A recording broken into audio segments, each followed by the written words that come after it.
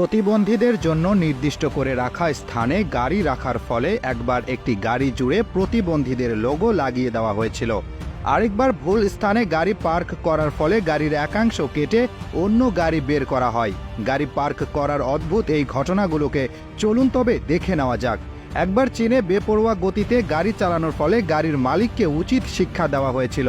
একটি ক্রেনের মাধ্যমে ওই গাড়িটিকে একটি একতলা ভবনের ছাদে উঠিয়ে দেওয়া হয়। গাড়ির মালিক সেখান থেকে কিভাবে ওই গাড়িটিকে উদ্ধার করবে সেটি ওই মালিকের একান্তই ব্যক্তিগত ব্যাপার। আরেকটি ঘটনায় দেখা যায় একবার একটি গাড়িকে ফায়ার হাইড্রেন্টের পাশে পার্ক করে রাখা হয়েছিল। এরপর শিখা সংযোগের ঘটনা ঘটলে কর্তৃপক্ষকে অদ্ভুত একটি কাজ করতে দেখা যায়। তারা ওই গাড়ির দুটি কাঁচ ভেঙে অপর পাশ দিয়ে হাইড্রেন্টের পাইপ বের করে। নিশ্চিতভাবে লাখ লাখ টাকা খরচ করে মালিককে তার গাড়িটি ঠিক করতে হয়েছিল।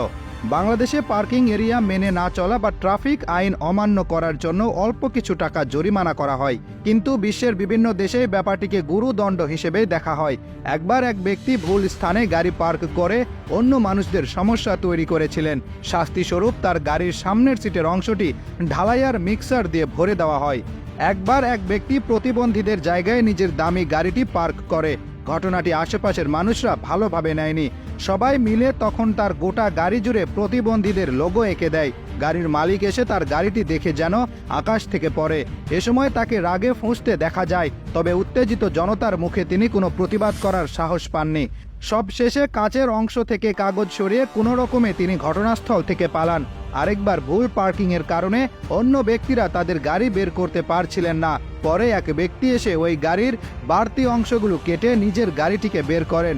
একেই বুঝি বলে প্রতিশোধের সর্বোচ্চ পর্যায়। জিমের সামনে একবার দুই ব্যক্তি তাদের গাড়িগুলো পার্ক করে রাখেন, ফলে আশেপাশের মানুষরা নানা ধরনের সমস্যার সম্মুখীন হন। সমাধানের জন্য জিম থেকে 3 জন বডি বিল্ডার বের হয়ে ওই গাড়ি দুটোকে উল্টিয়ে পাশের খালি জায়গায় ফেলে দেন। আরেকটি ঘটনায় দেখা যায় ময়লা রাখার নির্দিষ্ট স্থানে কেউ একজন গাড়ি পার্ক করে রাখেন। পরবর্তীতে পরিচ্ছন্নতা কর্মী এসে তার গাড়িটির চারপাশে ময়লা জমা করতে থাকেন। ফলশ্রুতিতে দ্রুতই তার গাড়িটির চারপাশে ময়লায় ভরে ওঠে আর গাড়িটি চলে যায় ময়লার মাঝখানে। বোঝাই যাচ্ছে এই গাড়ি থেকে দুর্গন্ধ দূর করতে মালিককে অনেক বেশি খাটতে হবে, কিংবা হয়তো টিকতে না পেরে গাড়িটিকেই কম দামে বিক্রি করে দিতে হবে। এক গাড়ির মালিক আরেকবার তার গাড়িটি সাইকেলে পার্ক করার জায়গায় রাখে। এর ফলাফল যে কি হতে পারে তা হয়তো সে নিজেও কল্পনা করতে পারেনি। এলাকার সকল সাইকেল ব্যবহারকারী পরবর্তীতে তার গাড়িটির চারপাশে সাইকেল পার্ক করে রাখে, ফলে তার গাড়িটি মুহূর্তেই হাজারো সাইকেলের মাঝখানে চলে যায়। নিশ্চিতভাবেই গাড়িটিকে ফেরত পেতে মালিককে অনেক কষ্ট করতে হয়েছিল। ভুল পাশে গাড়ি পার্কিং করার ফলেও অনেককে কঠিন শাস্তির মুখোমুখি হতে হয়।